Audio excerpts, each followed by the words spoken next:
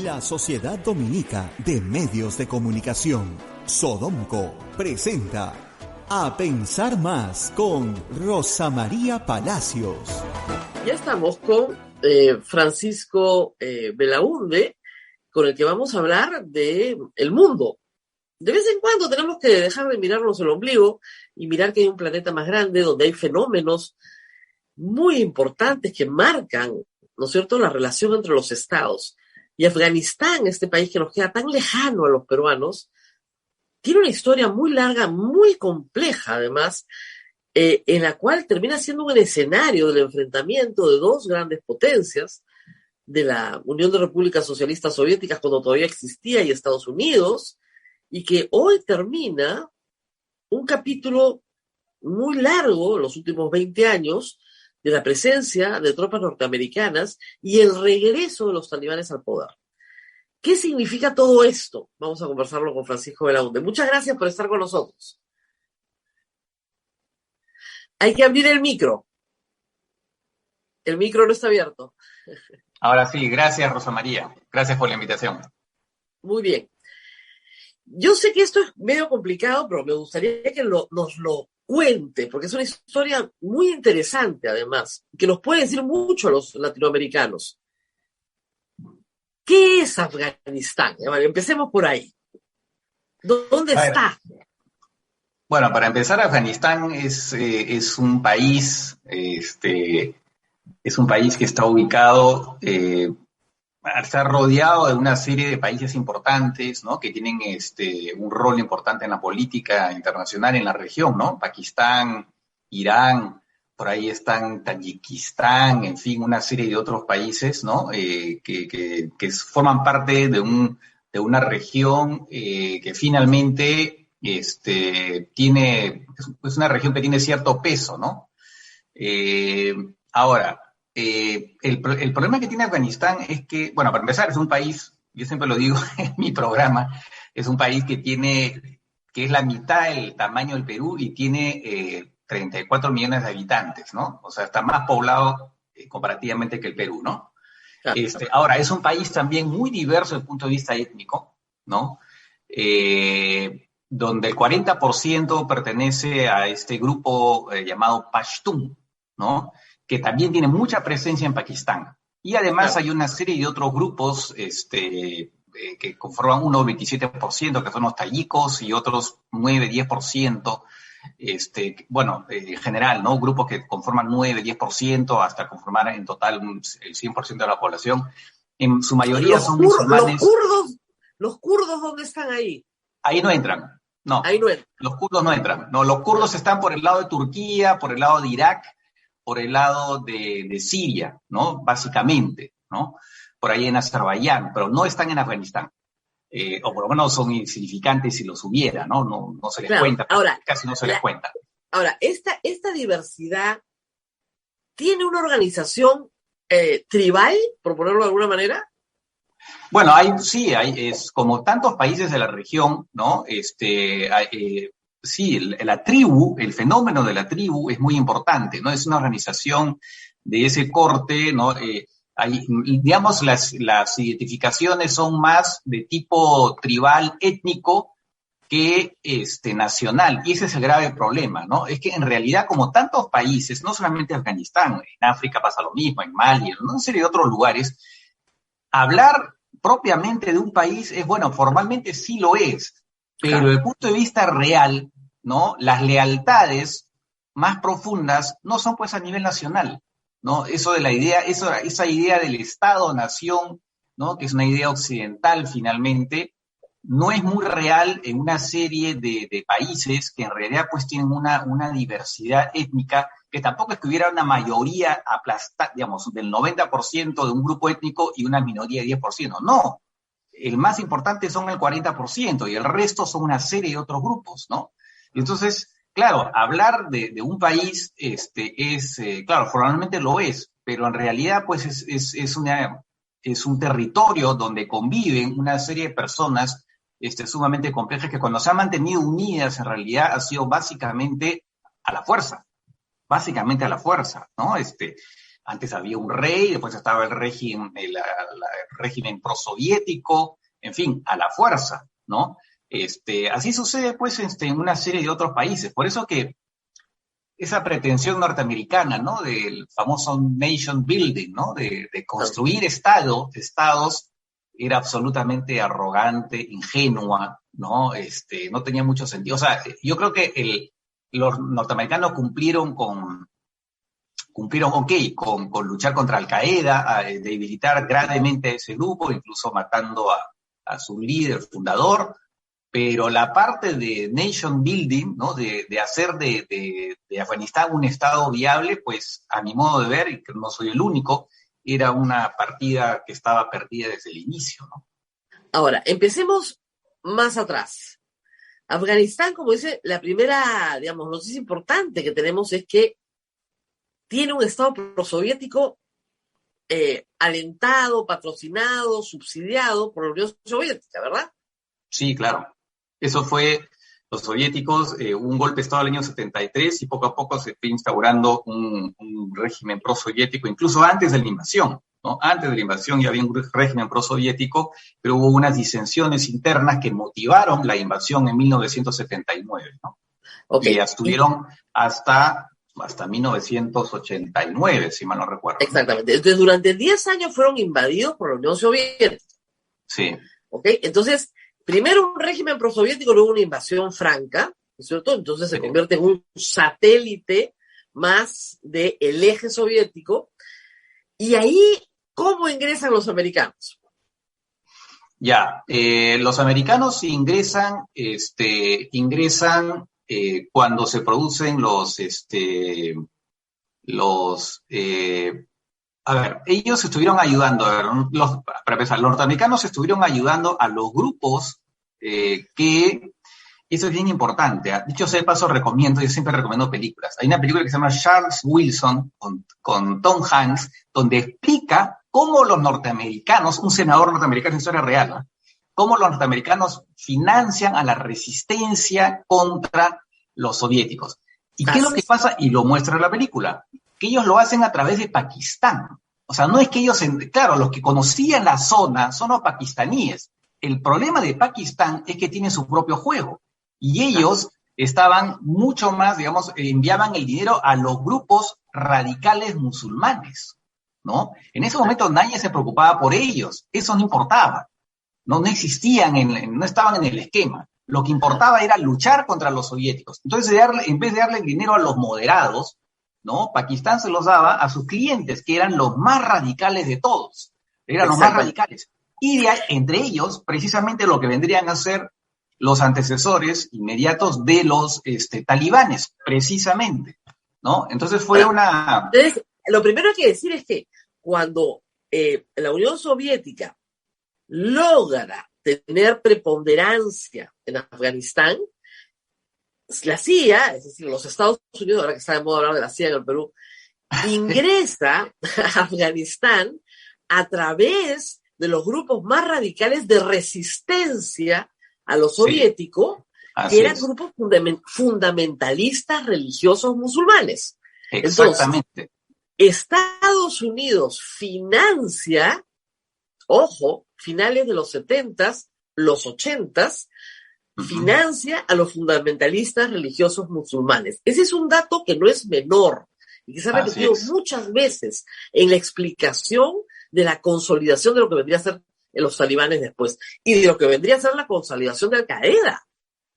Totalmente, totalmente, porque Al-Qaeda, efectivamente... La génesis de Al-Qaeda es financiada por los Estados Unidos, aunque parezca la locura, pero es verdad. Claro, por eso el famoso dicho, no cría cuervos y te sacarán los ojos. Y eso es exactamente lo que ha pasado, ¿no? Y lo que pasa es que eso es simplemente porque, bueno, había el objetivo ¿no? Efectivamente, de la Guerra Fría, de la lucha contra los soviéticos, pero claro, y no conocía mucho más de lo que estaba pasando adentro, ¿no? Claro, el asunto que movió los hilos fueron los pakistaníes. Era presencia territorial. La Unión Soviética expandía su presencia territorial, los Estados Unidos la resistía. ¿Okay? Entonces, la resistía en Latinoamérica, la resistía en Asia, la resistía, y los otros avanzaban, y ellos también avanzaban. como dices bien, sin importar mucho quiénes eran tus operadores. El asunto es que, bueno, como todos sabemos, 1989, cae el muro de Berlín. Así es.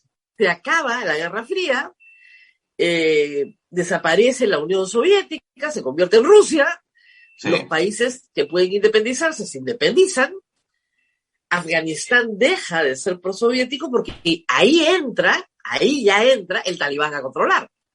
Estos grupos el Talibán en realidad toma el poder después, ¿no? Claro. Toma el poder después, pero porque lo tomó el poder, pero ya se instaura pues una guerrilla que también busca ir más allá de tomar el poder, ¿no? Hay enfrentamientos entre diferentes grupos y también entre señores de la guerra que son étnicamente muy diversos, ¿no? Y los talibanes al final se hacen de poder en 1996, ¿no? Y gobernaron 5 años. Claro, pero una vez que la Unión Soviética deja de financiar este proyecto y los Estados Unidos ya no tienen ninguna razón por la cual seguir financiando a la resistencia se organiza y 7 años después toma el poder.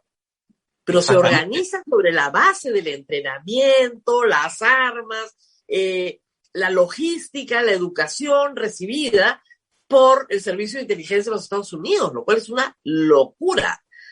Pero bueno, y acá entra, y es muy importante explicar el factor religioso. En estos warlords, estos señores de la guerra, ¿qué peso tiene este fundamentalismo religioso? Bueno, el fundamentalismo religioso, sobre todo de determinados grupos, muchos de los señores de la guerra en realidad son señores feudales, si se quiere, ¿no?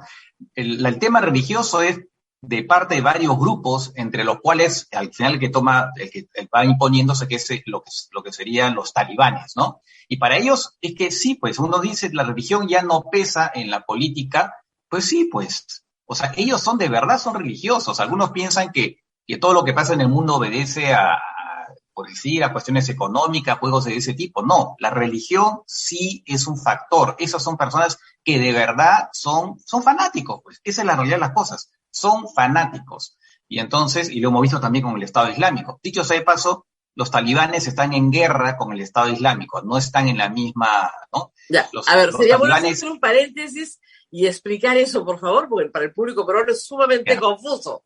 A ver, ¿qué es el Estado Islámico? A ver, ¿qué pasa? Los talibanes, que son en realidad, pues, son radicales fundamentalistas, por supuesto que también tienen enfrentamientos con otros radicales fundamentalistas, ¿no? En estos momentos que son el Estado Islámico. Más bien, en una época, sí, cuando estuvieron en el poder, ellos apoyaron a Al-Qaeda, que se celebró otro grupo fundamentalista que tenía un objetivo de lucha contra los occidentales, ¿no? El objetivo de Al-Qaeda era liberar a las tierras musulmanas de la presencia occidental, lo que implicaba también luchar contra los regímenes locales aliados de los occidentales, ¿no? ¿Y eso qué implicaba? También cometer atentados donde los infieles, en particular en Estados Unidos, ¿no? Ese es lo de Al-Qaeda. Los talibanes son una manifestación más bien local, pero claro, ellos sí, pues, apañaron totalmente a los de Al-Qaeda, digamos, les hicieron, digamos, los mantuvieron ahí y por eso es que Estados Unidos ataca a Afganistán, ¿no? Ahora, ¿por qué? Sí, no, claro, ya después las Torres Gemelas todavía no hemos llegado ahí, Estados Unidos invade Afganistán, pero digamos, el Estado Islámico, ¿qué es hoy? El Estado Islámico es un grupo que es ya hemos hablado de Al-Qaeda, ¿no? ¿Qué pasa? Que Al-Qaeda se expande en el mundo, sobre todo en el mundo musulmán, a través de lo que se llaman una suerte de franquicias, ¿no? Se van creando grupos que tienen bastante autonomía, pero que responden finalmente a la matriz que estaba en ese momento en Afganistán, a Bin Laden. Ahora, ¿qué pasa? Gracias también a los norteamericanos, otra vez los norteamericanos, ellos invaden Irak en 2003, ¿ok? En Irak gobernaba un monstruo que era Saddam Hussein, Pero ese monstruo no era un fanático religioso, ¿no? Era creo que se ha congelado la imagen. No, te estoy escuchando perfectamente. Ya. No, que veía. Ya, bueno, ese señor, no era era un laico, era un izquierdista, en fin, ¿no? Nacionalista, ¿no? Y con él no había, pues, presencia prácticamente de islamistas, ¿no? Porque su régimen era un régimen autoritario, en fin. Cuando entran los norteamericanos y se crea ese tremendo vacío de poder, es ahí donde entra Al-Qaeda. Entra Al-Qaeda a Irak, ¿no? Y establece... Esto es en el año 2003, no, en el 93. No, a Irak entran después de la caída, después de la invasión. No, después de la invasión. La otra es con Irán. O sea, lo que pasa es que la presencia de Estados Unidos ha sido muy variada en la región, hay que decirlo, generando todos estos problemas. Claro, pero ahí Irán no tiene... si bien podía establecer algún tipo de alianza táctica con Al-Qaeda, pero no olvidemos que Al-Qaeda es sunita y los iraníes son chiitas. Y Al-Qaeda pertenece a esta rama sunita ultra fundamentalista que aborrecen a los chiitas y los matan ahí donde pueden. Ojo. O sea que claro, es una cosa distinta, ¿no? Pero en todo caso, ellos entran a Irak después de la invasión, ¿no? Crean su propia filial, ¿no? En Irak, gracias a los norteamericanos, porque crearon un vacío de poder. Y no solo eso, los norteamericanos disolvieron el ejército de Saddam Hussein, que en gran parte estaba compuesto por sunitas, ¿no? ¿Y qué pasa? En las cárceles, en estos campos de estas prisiones amplias, se encontraron gente de esta, digamos, de esta filial de Al-Qaeda, y los del gobierno, los militares, ¿no? Gente de servicio de inteligencia, sunitas, porque Irak tiene una mayoría chiita, pero tiene una minoría será pues el 30% de sunitas, y se encuentran ahí y hacen una alianza, ¿no? Y el otro punto importante es que esa filial de Al-Qaeda se separa de la matriz para crear un grupo aparte que es que después se convierte en el Estado Islámico, ¿no? Y se convierte en un grupo independiente. Para que tengan, el Estado Islámico es una decisión de Al-Qaeda. Totalmente, así es. Es una decisión. También, pero una decisión. Claro, es una decisión, claro. Así es. Porque sí tiene el Estado Islámico, sí tiene sunitas al final, ¿no? Es que todos son sunitas. Claro. Todos somos... No hay que olvidar, los musulmanes, el 80% a nivel mundial de los musulmanes son sunitas y alrededor del 20% son chiitas. ¿Y qué pasa? Bueno, este grupo del Estado Islámico tiene una estrategia distinta de la matriz, de la que se había separado.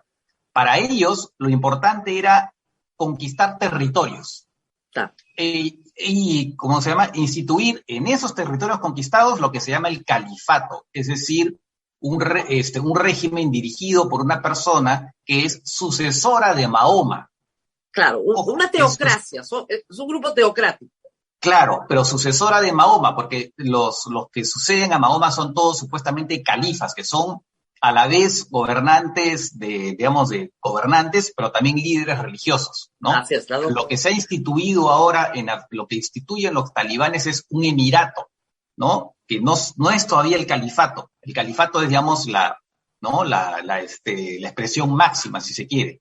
Y entonces Ali Baghdadi, que era el que finalmente, no es el que decidió escindirse de Al-Qaeda, sino otro personaje, pero él toma finalmente el control de esa organización y él se autoproclama califa, porque en el mundo musulmán nadie te elige, tú te autoproclamas.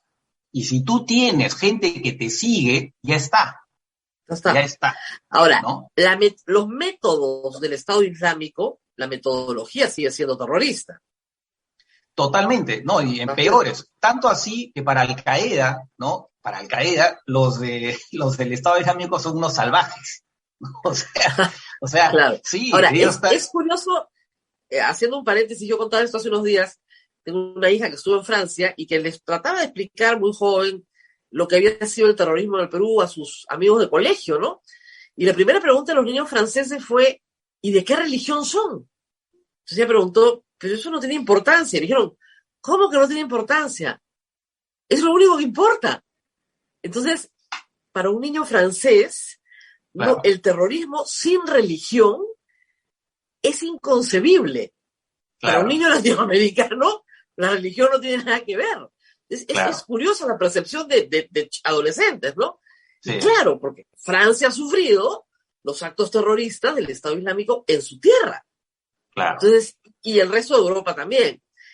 Entonces, claro, esta consecuencia, pues, además, como decimos, el Estado Islámico no está en un país, puede estar en Indonesia. Claro, porque también el Estado Islámico, como Al-Qaeda, abrió franquicias en otros países y muchas veces están en guerra los de Al-Qaeda con los del Estado Islámico en los países donde ambos tienen franquicias, ¿no? Entonces, son dos grupos terroristas, ¿no? Fundamentalistas que tienen sus propios objetivos y que están en guerra ahí donde están. Ahora, ¿por qué?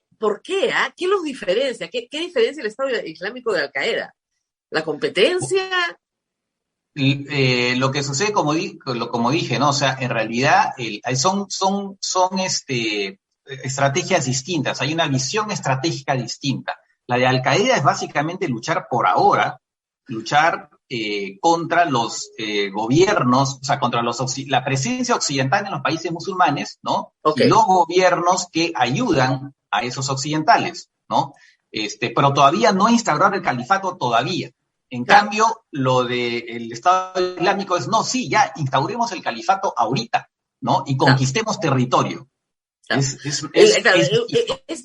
un caso es un nacionalismo, digamos, exacerbado, y en el otro es un nacionalismo territorial. Vamos adelante con mucho más. Nacionalismo no, porque el nacionalismo no es un componente de la religión musulmana, o sea, está totalmente aparte. Es una cuestión puramente religiosa.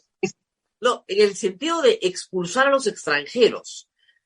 Bueno, sí, pero expulsar a los extranjeros en el sentido que, claro, porque ellos están ocupando tierra musulmana. No olvidemos que para los musulmanes, ¿no? Los musulmanes, una vez que una tierra ha sido musulmana, lo será siempre. Por eso es que tienen el objetivo, los más radicales, de conquistar nuevamente España. El Andaluz ya es tierra musulmana y está destinada a volver a ser tierra, o sea, ya es tierra musulmana y hay una presencia intolerable, ¿no? Occidental en España. No puede ser, porque eso ha sido y seguirá siempre tierra musulmana. Ahora, regresemos a Afganistán, que era la razón por la que estábamos conversando. Hemos contado toda esta historia para poner un marco a Afganistán. Sí. Luego de hace 20 años, Estados Unidos decide invadir Afganistán, también luego de las Torres Gemelas. O sea, se meten, como ellos dicen, en dos guerras. Muy bien. ¿Y qué pretendían en Afganistán? Es una de las cosas que yo me pregunto hoy, ahora que están yéndose. ¿Qué pretendían? ¿Crear una nación? ¿Realmente crear un Estado? El primer objetivo era tumbarse al régimen de los talibanes por haber acogido a Al-Qaeda. Y porque desde ahí fue que se organizaron los atentados del 11 de septiembre, ¿no? Sí. Ese fue el primer objetivo. El segundo objetivo era, claro, ellos entraron, pero por supuesto, no solamente ellos combatieron a los talibanes, sino los otros grupos que estaban opuestos a los talibanes, ¿no? Entonces, el segundo era, pues, hacer de lo que ellos decían, lo que se llama nation building, ¿no? O sea, hacer de Afganistán un estado viable, ¿no? Para que de alguna manera se convirtiera en una especie de zona digamos, que ya no generara problemas, que ya no preocupara. Y sobre todo había esta idea de un grupo, y ahí que entran en escena, un grupo bastante curioso norteamericano llamado los neoconservadores, que eran unos personas que tenían la idea de que Estados Unidos, después de haber ganado la Guerra Fría, tenía todo el derecho, ¿no? Estaba legitimado para imponer la democracia y el capitalismo en el mundo, y en particular en el mundo árabe, en el mundo musulmán, árabe-musulmán, ¿no? Porque recordemos que Afganistán no es un país árabe, ¿no? Claro. Pero en todo caso en el mundo musulmán, ¿no? Y ellos pensaban, ¿no? Que sí, que Estados Unidos podía hacer eso y llevarles por la fuerza la democracia y el capitalismo a todos estos países, ¿no?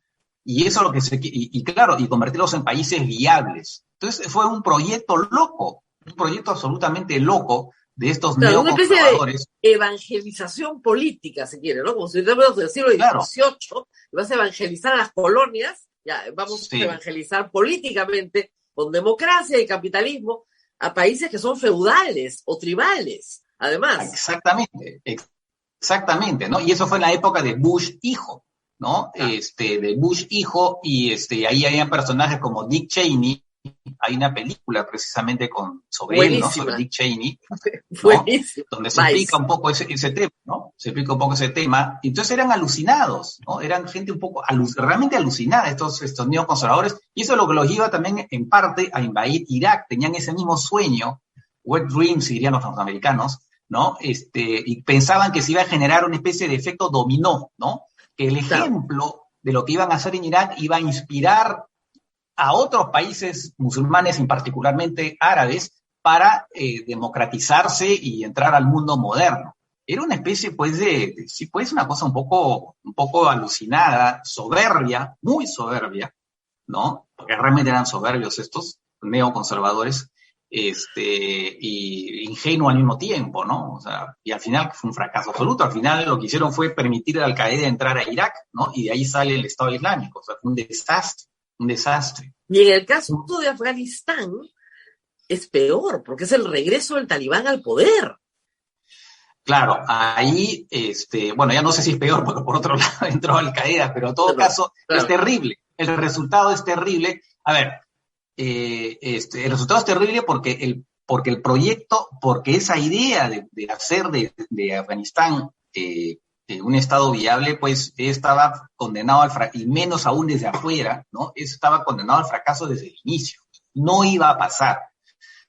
Es verdad que se han producido una serie de avances en Afganistán, mucha gente que no iba a la universidad ahora está yendo, muchas mujeres que no tenían prácticamente acceso a la universidad, pues ahora, ¿no? Centenares de miles. Claro, pero por el regreso, lo único que han generado y que se está discutiendo hoy es la evacuación de millones de personas que tienen que salir de Afganistán. Claro, y precisamente muchos de estos que han entrado, y muchas mujeres que han entrado a la universidad, ahora lo único que quieren es irse, porque saben que, ¿no?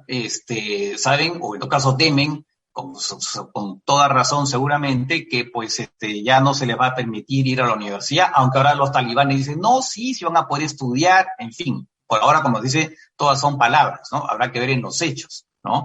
Porque no es exactamente lo que ha estado pasando ahí donde ya estaban controladas desde hace ya varios meses las cosas. ¿Por qué Biden, que ha tratado de justificar su decisión, toma esta decisión? O sea, hace 20 años o hace 10 años, alguien pudo haberle creído a Biden y decir, bueno, regresemos a Afganistán, podemos hacer una vida acá, ¿no? Va a haber democracia, va a ser más o menos occidental. Y hoy tiene que estar parado en un aeropuerto viendo cómo hace para escapar. ¿Por qué Biden retira, en el primer año de su gobierno, retira a las tropas de los Estados Unidos y dice, nos vamos? ¿Por qué? Bueno, para empezar, Biden hace mucho tiempo que decía que ya esto era insostenible, mucho tiempo, se gastaban muchos recursos, ¿no? Muchos recursos, habían muerto norteamericanos, que eso no llevaba a nada, ¿no? Dos, había un consenso en la clase política norteamericana, también en la población norteamericana, que ya muchas guerras, Estados Unidos estaba metido en demasiadas guerras y que ya era tiempo de cortar este asunto. Y ahí aparece Donald Trump. Donald Trump tiene exactamente ese discurso y él firma un acuerdo con los talibanes, ¿no? Firma un acuerdo, se fue el año pasado, firma un acuerdo por el cual Estados Unidos le dice a los talibanes, vamos a retirar lo que queda de nuestras tropas, que ya no eran muchas, unas 2.500, ellos habían tenido decenas de miles de soldados en un momento dado, sacamos las tropas que nos quedan, el residuo, ¿no? 2.500, ¿no? A cambio de que ustedes se comprometan a ya no más albergar, apañar a grupos terroristas como Al-Qaeda, ¿no? Y además a que ustedes firmen, busquen la paz con el gobierno actual de Afganistán. O sea, lo que está haciendo finalmente, lo que ha hecho Biden es cumplir el acuerdo que firmó Donald Trump para que desde mayo ya no hubiera ninguna tropa norteamericana. Solo claro, pero la idea era que iba a haber una transición pacífica. Lo que sucede es que en Estados Unidos nadie imaginó, ¿no? Tampoco los servicios de inteligencia, aunque tal vez en los últimos tiempos se estaban comenzando a notar que algo no estaba bien, nadie imaginó prácticamente que se pudiera caer tan fácilmente, ¿no? El régimen una vez que los norteamericanos se fueran. Eso, el mismo Biden decía, sobre la base de lo que le decían sus servicios de inteligencia, ¿no? No, estos por lo menos se van a poder mantener 1 año y medio, ¿no? Nadie imaginó que en unas cuantas semanas todo se evaporara. ¿Y por qué se evaporó? Porque simplemente ya prefirieron ya ni combatir. ¿Por qué han caído tan fácilmente? Porque al final ya ni combatían, entregaban simplemente todas las ciudades, ¿no? Y los soldados se iban a sus casas y dejaron de combatir. Y eso te demuestra la debilidad de ese Estado, ¿no? Que intentaron construir con alfileres, claro, prácticamente los norteamericanos. Y además, finalmente, que la fortaleza y la popularidad estaba con los talibanes. Por lo menos, sí, en otro caso tenían lo suficiente, ¿no? Además ellos hicieron alianzas locales, porque todo es, a muchos el poder se construye ahí, sobre todo a nivel local, alianzas, ¿no? Con grupos, con tribus y cosas, y van construyendo, forjando así una especie de alianza que incluso van más allá a veces de los propios pashtunes, ¿no? Ellos han podido incorporar a gente que ni siquiera era pashtun. No olvidemos que los talibanes son básicamente pashtunes, ¿no? Ahora, en este nuevo, digamos, nueva llegada de los talibanes al poder, ¿qué han ofrecido? Han ofrecido moderarse. Ellos firmaron un acuerdo finalmente con los Estados Unidos. Sí. Un acuerdo bueno, me imagino que no amparan grupos terroristas, expulsaron a Al-Qaeda, son sus enemigos. ¿Se puede esperar desde el punto de vista, digamos, internacional, un Estado que también proteja otros grupos terroristas, o tú crees que eso ya está acabado para Afganistán? Yo creo que ellos van a tener cuidado porque saben que si eso pasa pueden ser atacados, bombardeados, pero de todas maneras la idea de un emirato islámico es muy seductora para muchos radicales musulmanes en varias partes del mundo y en la región, ¿no? Entonces, ellos se van a convertir de todas maneras, ¿no? En una suerte de imitación. Entonces, habrá que ver qué pasa en particular con grupos radicales que existen en los países vecinos también. Claro, ¿no? ahora, van a tener porque también hay talibanes, por ejemplo, en Pakistán. Ojo, hay talibanes en Pakistán también. Lógico. Yo tenía un amigo pakistaní que me decía, si yo quiero desaparecer, me voy para el norte. Sabía perfectamente que lo desaparecían. Entonces, sí que, ¿cómo hacer para desaparecer? No, me voy al norte, ay, mi gente me desaparece. Pero, digamos, claro que hay talibanes en el norte de Pakistán. Pero en el caso de Afganistán, no van a asumir una forma democrática de gobierno. Eso está clarísimo, ¿cierto? Por supuesto que no. Claro que no. No va a haber elecciones, ni separación de poderes, ni legislativo o ejecutivo. No. Estamos hablando de un grupo, digamos, fundamentalista religioso, que lo sigue siendo, que toma el poder e instaura en nuestros términos una dictadura. Un régimen autoritario, una autocracia, donde el líder es líder religioso, líder político, pero no llega a ser califa, sino emir. Este emir de este grupo, ¿quién va a ser? ¿Ya hay un liderazgo claro? Sí, hay uno que asumió. Lo que pasa es que había un líder antes que murió, otro que fue asesinado. Hay uno que en este momento se me ha ido el nombre, pero hay uno sí que digamos, de alguna manera ha asumido la vocería. Se me ha ido el nombre en estos momentos. El mulá, no me acuerdo el nombre. Pero sí, hay uno que emerge un poco como el que va a ser el líder de este emirato, digamos, ¿no? Claro, pero ahí es bien interesante también entender que como no hay elecciones, hay alguna forma en la cual uno lidera sobre otro. Sí, bueno, hay una especie de consejo, ¿no? Hay unos consejos propios de ellos, ¿no?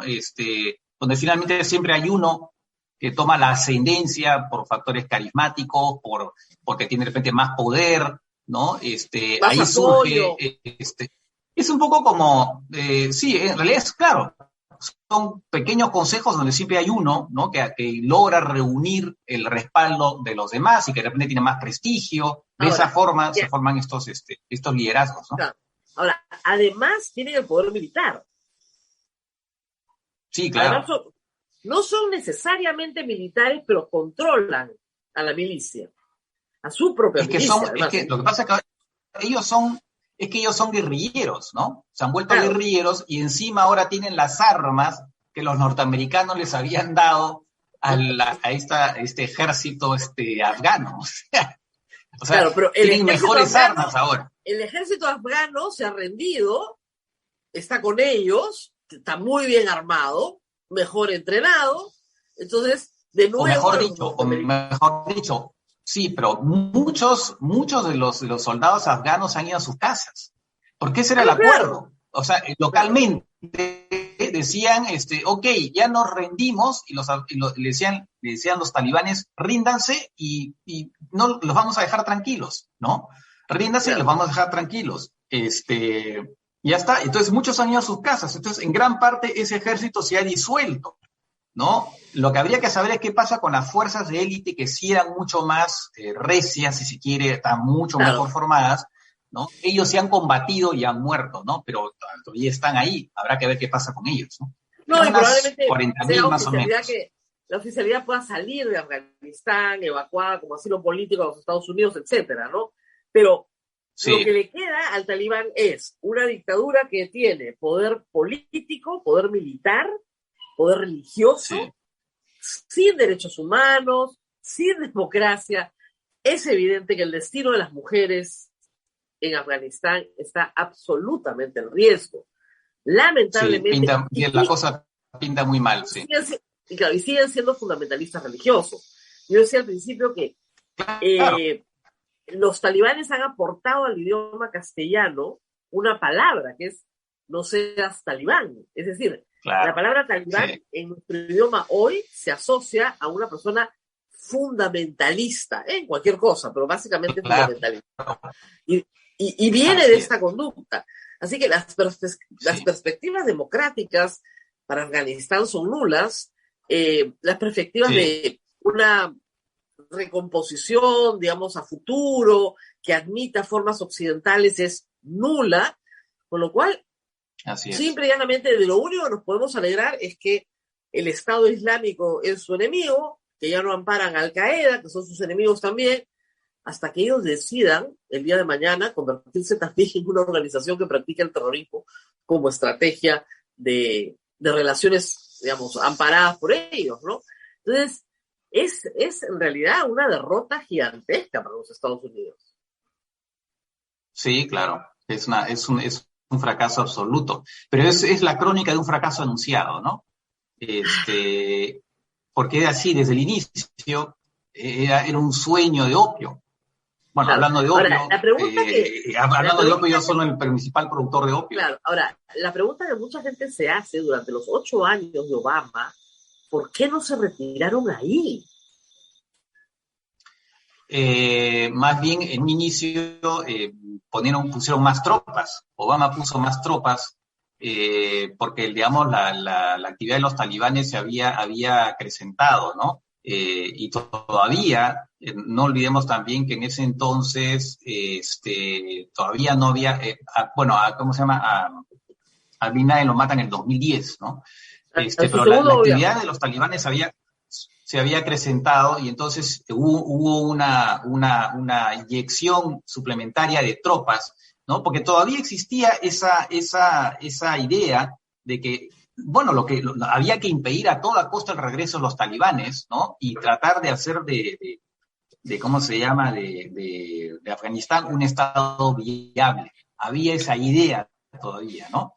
Pero bueno, al final pues era un fracaso absoluto y como digo, Biden sí era alguien que ya le parecía que eso, ya en ese entonces le parecía que ya eso no tenía mucho sentido, ¿no? Él estaba convencido de bastante tiempo atrás de que eso no tenía ningún sentido, que era un despilfarro de dinero. Han gastado $1 billón, lo que los norteamericanos llaman trillion, pero para nosotros es $1 billón, ¿no? Es una cantidad gigantesca, han muerto 2.400 soldados norteamericanos, más los heridos, en fin. ya pues era simplemente Claro, impensable. 20 años de presencia ahí, o sea, no tenía ningún sentido. Es No la tenía guerra ningún... más larga de los norteamericanos. Nunca habían estado tanto tiempo en una guerra. Nunca. Claro. Y además para perderla, porque se tuvieron que retirar. Sí, así es. Claro, porque no cumplieron el objetivo que era hacer de Afganistán un estado viable, ¿no? Claro, para nada. Al final, y regresan los que ellos habían expulsado hace 20 años. Y eso no es un fracaso, no sé qué cosa es. Claro, no hay forma de que eso sea... Claro, pueden decir, bueno, pero han regresado reformados, ¿no? Ya no son los talibanes de hace 20 años.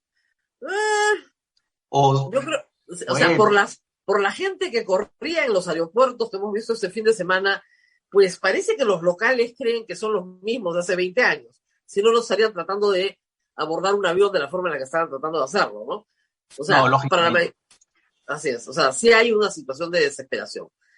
Sí. Y bueno, Estados Unidos 20 años después tiene un Estado islámico extendido por el mundo, que tiene como enemigo número uno a los Estados Unidos y tiene en el balance, claro, a Osama Bin Laden muerto, a Saddam Hussein muerto, a todavía una base en Guantánamo con gente todavía vinculada al terrorismo internacional, pero no ganó nada más que eso. Y para los Estados Unidos ha sido una cuenta muy cara. Muy, muy cara. Sí, digamos, los resultados que obtuvieron, como que la factura es un poquito alta, ¿no? Gracias. Bueno, ha sido muy interesante conversar con Francisco Belaunde porque, claro, podríamos haber hablado de todo lo que está pasando en la región, pero necesitaríamos un curso entero, ¿no? Porque cada país tiene un problema más grave que el otro. ¿No es cierto? O sea, si hablamos de Siria o hablamos de Yemen, simplemente nos pasaríamos días con las dificilísimas situaciones que se están pasando ahí. Pero, de todas maneras, ha sido muy interesante entender lo que pasa y entender por qué todas las asociaciones de mujeres en el mundo están lanzando mensajes solidarios, haciendo presión mundial para que los derechos de las mujeres se respeten en Afganistán, donde las mujeres fueron, digamos, para que tengan una idea, una mujer vale menos que un animal. O sea, para el musulmán, sus animales valen bastante más que una mujer. No valemos nada. Y esa es la enorme, la sensación que te da estar en un país musulmán. Simplemente no vales nada. ¿No? Terrible. En fin, gracias a Francisco Belaunde. No sé si hay alguna pregunta del público, Abel. No están tan confundidos por este relato lleno de idas y venidas. Sí, me preguntaban acá por los Peshmerga, los kurdos, Argo, no sé si, y también pedían qué podría recomendar el doctor Francisco Belaunde para entender el tema, aparte obviamente de seguirlo en su programa de Canal 7, pero ¿hay algún libro que pueda guiar? Porque hay muchas personas interesadas en este tema. Siempre es interesante recomendar libros, Francisco. ¿Qué se puede leer? Si hay una persona que nos escucha y dice, yo quisiera saber un poco más de esto. ¿Qué se puede leer acá? Sí, bueno, a ver, lo que pasa es que los libros que yo leo por mi propia formación, leo muchos libros francés, ¿no? Sí, pues. Entonces, ahora no se me ocurre ningún libro en español en estos momentos, ¿no? Leo libros franceses, bueno, un libro clásico sobre el tema de la guerra de las civilizaciones es ese famoso libro de Huntington, ¿no? De Huntington, habla un poco de este choque, ¿no? Choque de civilizaciones. Huntington, que es un libro clásico. Claro, ese es un libro clásico, ¿no? Ahora, específicamente sobre los talibanes, como digo, ahora no, yo, por lo menos mi literatura es básicamente francesa o en todo caso en inglés son revistas especializadas, más que libros específicamente sobre eso, ¿no? Y claro, son artículos que uno lee en revistas tipo Foreign Affairs o estas cosas, ¿no? Ahí es donde yo me voy nutriendo ¿no? Y también, bueno, en especialistas en otras publicaciones. Pero libro, ahora no, con toda franqueza, no, sobre los talibanes específicamente, no. Sí, pero sí, les recomiendo también Choque de Civilizaciones, el de Huntington, es un buen libro para entender el problema el problema del fundamentalismo religioso y el peso de la religión en la política en el Medio Oriente. O sea, eso es algo que hay que entender. Exactamente. Y no es fácil de entender desde una mirada occidental. Por eso se llama Choque de Civilizaciones. Así es, y eso es muy importante porque mucha gente tiene la impresión de que todo lo que pasa en Medio Oriente son juegos de realidad de poder económico, que el petróleo, y no es así, esa es una parte de la historia. La otra parte es que la religión es un factor que mueve las guerras en el Medio Oriente. Porque lo estamos viendo y es clarísimo. Entonces hay que sacarse un poco ese chip occidental, ¿no? De que todo es un tipo de, que el petróleo, para empezar, Afganistán no tiene petróleo, para empezar, ¿no? Entonces, así que olvídense de ese tema. No es así.